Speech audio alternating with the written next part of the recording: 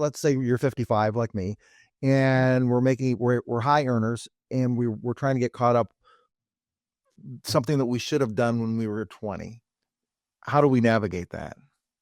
Yeah, the thing is with getting caught up, we'll say, is it comes down to your capacity to save and what you have available.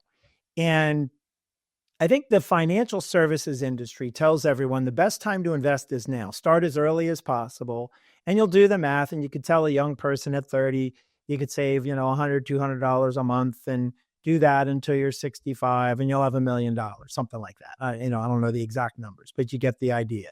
But if you told that same person, well, but if you waited until you were 40, just 10 years later, maybe you have to save $1,000 a month to try to get to the same place, or maybe even more.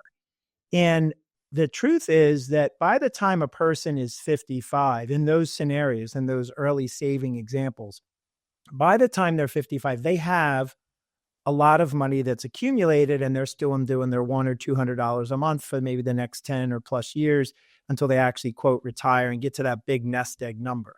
So here's the saving grace to the later starter, or the person who waited and raised their kids and now, has this excess cash flow because they're at their peak earning years. And this is the opportunity: is you might not have your big number already saved by the time you're 55.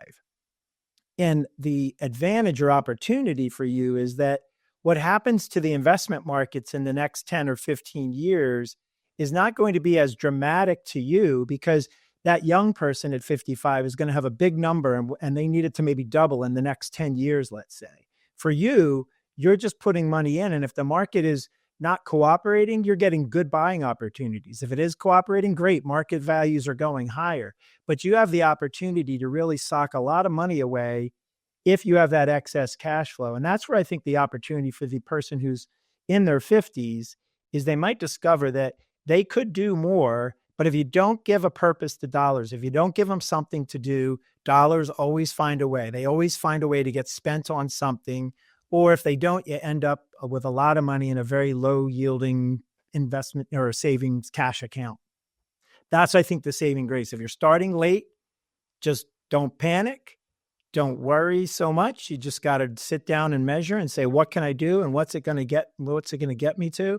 And I think that actual opportunity or probability of hitting that number in some respects is a lower risk, because you don't need your money to double like that younger person does at 55. You just need to really sock a lot away and get yourself as caught up as quickly as possible. So there's a lot of opportunity, but it all comes back to measuring, planning, and doing good work.